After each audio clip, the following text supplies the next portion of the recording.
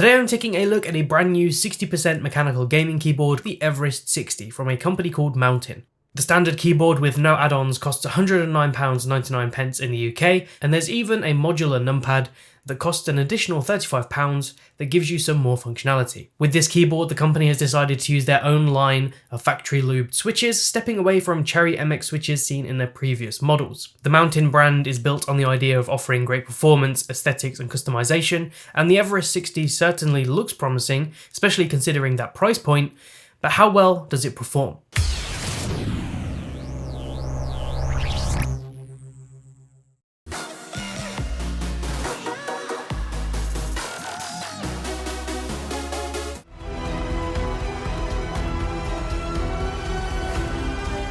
Hi, my name's Jack and welcome to another Kit Guru review. So this is the Everest 60.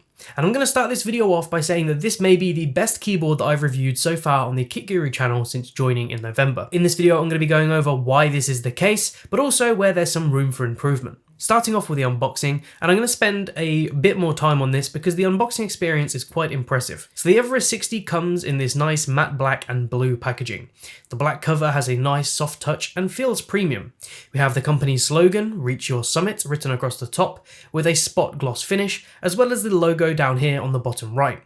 Turning the box over, you can see all the information about the switches, the materials used, as well as a full spec list. There are some spot gloss elements here on the keyboard graphic and on the images as well. Now on the side here, there's a cutout with a piece of what I think is acrylic, and this forms the Mountain logo. This is a nice touch and gives the keyboard a bespoke feel, something we don't get that often. So this black panel is held down by magnets, and when we pop it up, the keyboard is revealed. I love the little details here, the message from the founder, the product sketches. The packaging just feels like somebody actually cares about it. So lifting away the keyboard section reveals the compartment for all the accessories. From left to right we get the manual, and this primarily goes through the hotkeys. Under the manual you get 6 Mountain stickers. You also get a 1.6 meter braided USB-C to A cable, and this is pretty thin, and I don't mean in terms of quality like it's a bad quality cable. I mean literally it's a thin cable, especially when you compare it to the braided cable from the NZXT function, but I don't think that this is a bad thing, and it looks really sleek. You get a 2-in-1 keycap and switch puller because yes, the switches on the Everest 60 are hot swappable, and more on that later. There's also a spare escape key that has the Mountain logo on it, so you can replace the standard escape key if you like. And finally you get 4 riser feet. Now these magnetic feet can be stacked to customize the height how you like, with the maximum stack raising your keyboard up approximately 1.8 centimeters, with each smaller module being about half a centimeter. As much as I like this idea, I don't really think it's any better than just standard flip out feet. In fact, stacking these up is more time consuming. The riser feet feel a little bit gimmicky to me, but I can appreciate that Mountain is trying to do something different. And for those of you thinking, hey, I bet these little risers are easy to lose, I have actually dropped them a few times on the floor when I've been trying to put them on the keyboard. That was a little bit annoying. Luckily, Mountain do sell some spares on their store if you do happen to lose them. That's another issue I have with this concept in general though, the fact that losing the feet is even an option. So as you can tell from the name, this is a 60% keyboard and it has a US ANSI layout. Unfortunately, there is no UK ISO or other regions available yet. This compact form factor gives you a lot more space on your desk, and I really like the size of this. Although I've been using this for 2 weeks and I'm used to using it now, I do still miss function keys, and TKL keyboards are definitely my favourite size. Luckily, the Everest 60 does have hotkeys, so we can hold down the function key and press 1, 2, 3, 4 and so on, which will replicate the function keys. Still not as good as the real thing though. With this 60% design, Mountain has managed to keep the arrow keys while maintaining the standard size backspace and enter key. Now to allow for the arrow keys, the right shift key has become awkwardly small in my opinion, and I find myself accidentally pressing the up arrow when I want to use the shift, as my muscle memory is always reaching for that standard sized shift key. I've had this keyboard for close to 2 weeks, but I'm still having to glance down every now and then to make sure that I'm pressing shift and not the up arrow. I've even realised that I've started using the shift on the left hand side more to get around that. It's also worth mentioning that this keyboard does not have a standard bottom row, so if you're looking to buy keycap sets for this, you might find that tricky, but from what I understand, Mountain will be selling compatible packs on their store in the future.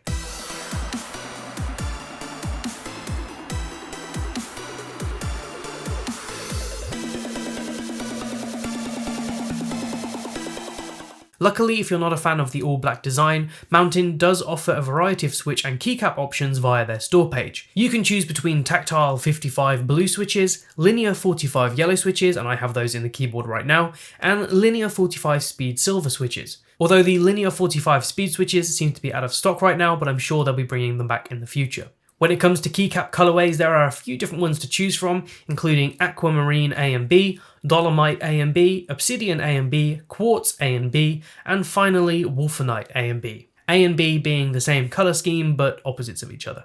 All of these keycap sets are PBT double shot, and when you add these on the shop page, it does increase the price of the keyboard by £10, but I don't think that's bad at all. The design of the Everest 60 is incredibly understated. There's not even a mountain logo present on the top side.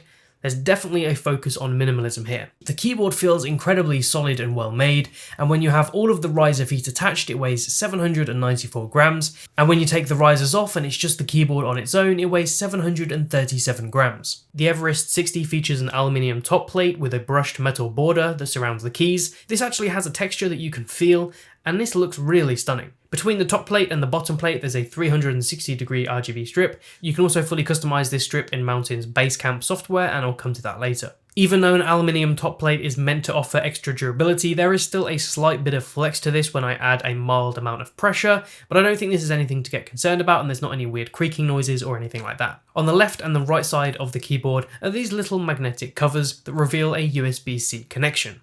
What could this be for? Well, stick around and I'll be showing you later in the video. At the back of the keyboard, you have not one, but 3 USB-C ports, and these are all for connecting the keyboard to your computer. Is there really a need for 3 USB-C ports at the back? I don't really think there is. I think if there was just one, people would just use the keyboard and wouldn't think twice about it, but I guess it is nice to have that extra flexibility.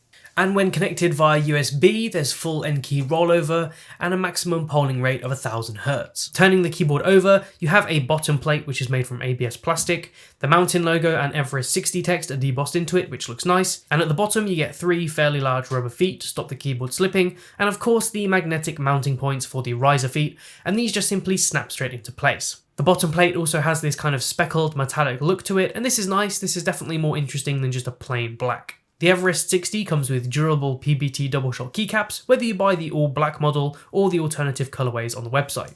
These keycaps have a nice matte texture that feels great under your finger when typing. The backlight shines through okay on most keys, but some do have this kind of dark patch on the legends which doesn't look too great. Speaking of backlighting, the keyboard does support per key RGB lighting that is fully customizable in the Basecamp software. Changing the lighting modes from the keyboard itself without software is done by holding FN and using the left and right arrow keys to cycle through 8 different modes including off. I find the RGB brightness overall to be quite disappointing on this keyboard, so if you're someone that loves your RGB and bright colours, you might be disappointed with the Everest 60. You might be wondering why the caps lock key isn't always illuminated on this keyboard. Well, that's because you can turn on indicators in the software. So when you press down the caps lock key, it illuminates, and that way you know it's been activated. And the reason this is even a feature on the keyboard is because we don't get any dedicated LED indicators on here. The Everest 60 features Mountain's very own factory lubed switches, and the linear 45 switches in my keyboard are meant to be smooth and quiet, and they definitely are. They have steel springs, a translucent housing to aid RGB, and a 3-pin mounting system. The yellow linear 45s have 45 grams of actuation force, 2mm of pre-travel and 4mm of post-travel. As I mentioned earlier, you can choose linear 45 speed silver and tactile 55 blue switches when you buy the keyboard, and if you prefer other switches, the keyboard is fully hot swappable and compatible with 3-pin plate mount or 5-pin PCB mount switches, if you'd rather use those. All of the mountain switches are rated for 100 million actuations, so should last for a long time. Now I did actually try using the silver speed switches, and I couldn't really tell the difference between those and the standard linear 45s. They have a very similar feel. I've personally found the linear 45s to be great for both typing and gaming. The Everest 60 is very comfortable to type on, and I'd have no issues recommending this to people who do a lot of type work. For gaming, the switches have felt fast, responsive and reliable. It's just a great, quiet keyboard. And here's a quick sound test.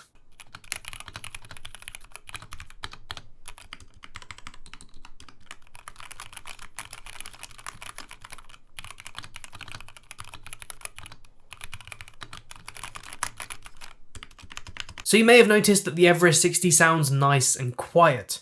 Mountain has taken inspiration from the enthusiast typing scene and has used a number of different methods to reduce typing noise, including manual lubrication of all the stabilizers, a layer of silicone filling the bottom of the case, and 2 additional layers of foam to reduce bottom out and stabilizer noise. The Everest 60 also utilizes genuine Cherry MX stabilizers that have been clipped and lubed to give a smooth gaming experience. And I'm sure you can tell from my sound test that this keyboard sounds great and there's not any particularly clanky or cheap sounding keys. This is most noticeable on things like the spacebar, because that is one key that usually is really noisy and rattly on a lot of keyboards, but on this it's very quiet. In fact, here's a comparison between the Everest 60 and the NZXT function to make that comparison even clearer.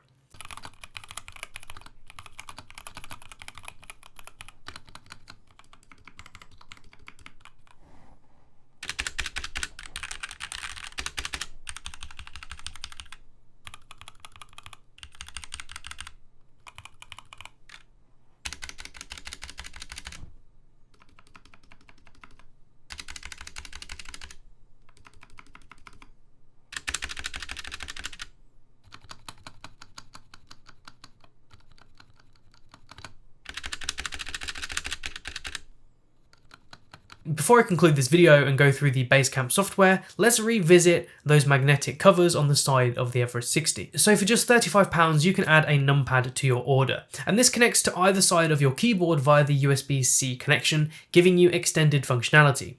The numpad is essentially a mini clone of the keyboard, so you get the PBT double shot keycaps, an aluminium top plate, a 360-degree RGB strip, and you even get the magnetic riser feet as well. Essentially, it's just the same thing, just a lot smaller. The numpad also has the exact same switches and will be matched to what you order via the website. So for example, if you choose to put tactile 55 switches in the keyboard, they'll be put in the numpad as well. Now I do have one complaint about the numpad, and it's actually just the general connection between the numpad and the keyboard. It's held into place by the USB-C port and two little magnets on either side, but when it's attached it does feel a bit flimsy, it wobbles side to side, and this whole connection makes the keyboard feel less premium. Now I get what Mountain is trying to do here by giving us an option that looks almost seamless, but it just doesn't work for me. I think there could have been some stronger magnets used, or I don't know, just something to make it connect better.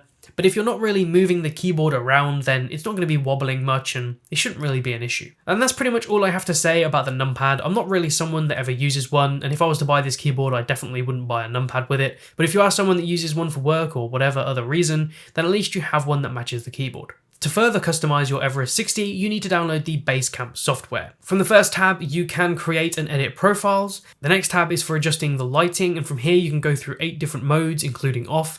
For most of these modes, you can even adjust the speed and brightness, and for effects like color wave, you can change direction of the RGB as well. Heading down to custom, you can edit not only the keys, but the 360-degree RGB strip. This is a bit time consuming as you have to manually change each RGB light, so I'd have liked to have seen an option to link the 360 strip.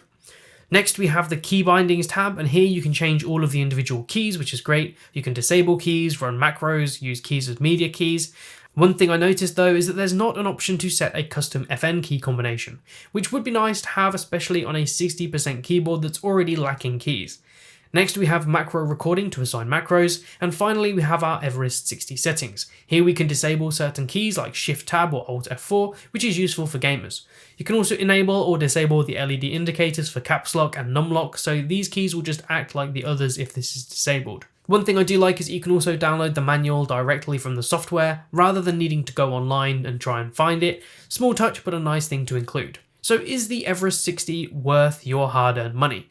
Well, to be honest, for the £109.99 price point, you could definitely do a lot worse in this price range. Sure, there are a few annoying things like the slightly dim RGB and the tiny shift key that I'm still not entirely used to, but overall the build quality of this is leaps and bounds ahead of most keyboards at this price point. The big win for me is how quiet this keyboard is compared to big brands that sound clanky and cheap. The Everest 60 feels solid, and if you're looking to get into keyboard modding, the option to hot swap the switches to fine tune this how you like is a fantastic feature, and I definitely think this keyboard is going to perform brilliantly for most of you out there. Again, it may not be the ultimate modding keyboard, but it's a great start. And that brings me to the end of my review of Mountain's Everest 60 keyboard. What do you think? Let me know in the comments. If you have any questions, put them down below and I'll get back to you as soon as possible. If you enjoyed this video, be sure to leave a like. It really helps out the Kit Guru channel. If you want to see more from us, be sure to subscribe, hit that bell icon as well, and you'll be notified when Kit Guru uploads another video. If you want to pick up one of these cool t-shirts, the merch links are in the description. You can also support us on Patreon to unlock some exclusive content. My name's Jack, you've been watching Kit Guru, and I'll see you in the next one.